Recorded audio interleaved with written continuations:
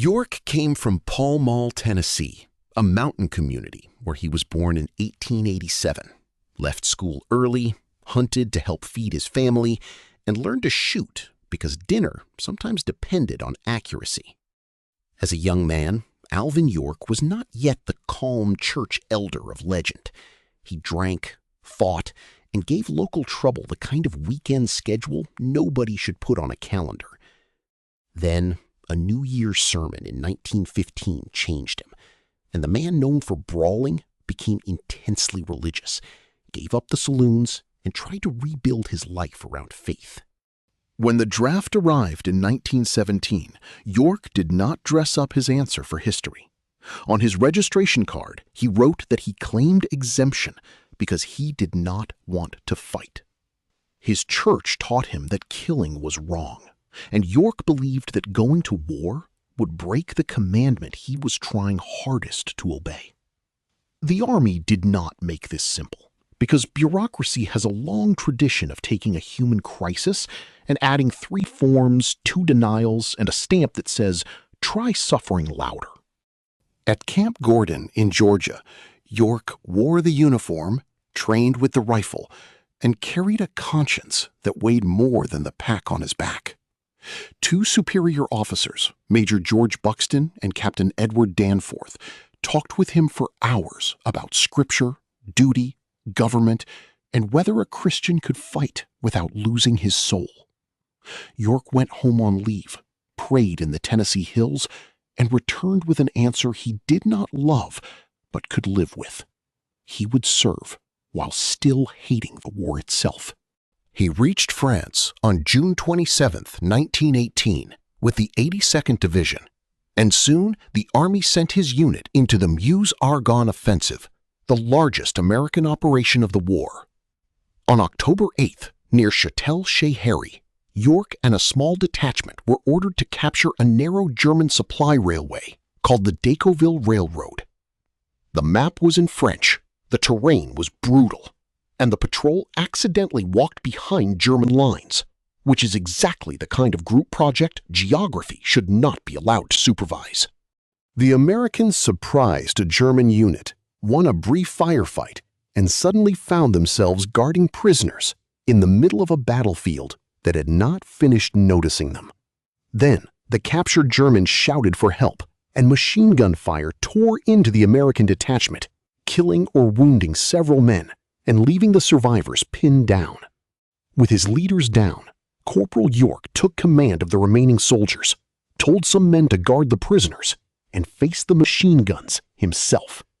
York moved forward with the strange calm of a Tennessee hunter, using cover, patience, and marksmanship in a place where patience had almost no business surviving. The awful logic of the moment was that the pacifist had to shoot in order to stop more shooting, which is not a clean moral victory. It is war being war and charging interest. When German soldiers rushed his position with bayonets, York stopped the charge, and later accounts credited him with killing 25 enemy soldiers that day.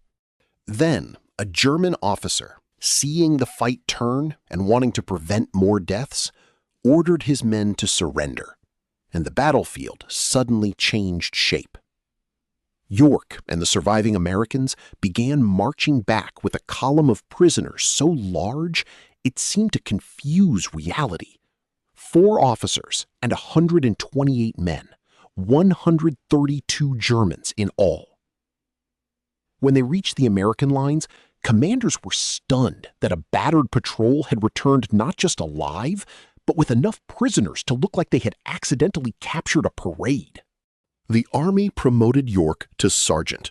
France and other Allied nations honored him, and the United States awarded him the Medal of Honor in 1919. For a few months, his feat was not yet the national legend it would become. Then newspapers and magazines discovered the story, and America discovered the reluctant hero it badly wanted.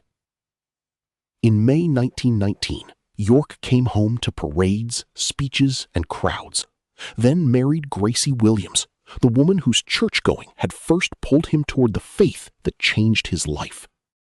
Fame came at him with movie offers, endorsements, and the usual American machinery that sees a complicated person and asks whether he is available as a product.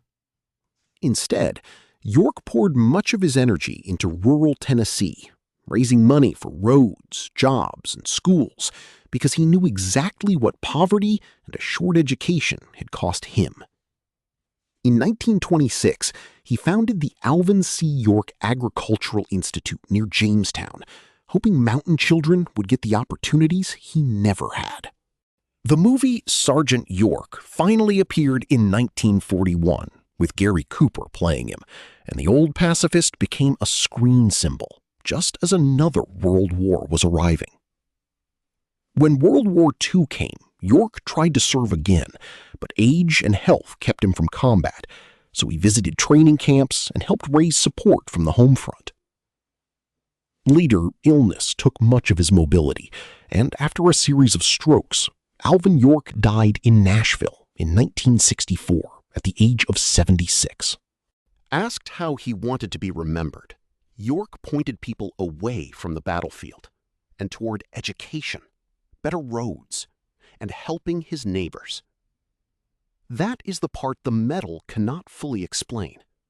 The man most famous for violence spent the rest of his life trying to build things that made violence less likely to be the only road out. What makes York's story difficult is also what makes it powerful. He was not fearless, he was not simple, and he did not become a hero because he loved war. 132 German prisoners walked out alive because surrender became possible, and one conflicted soldier helped make that possible while carrying the faith that had once told him not to fight. Alvin York's life is oddly human because it refuses to fit cleanly inside any slogan.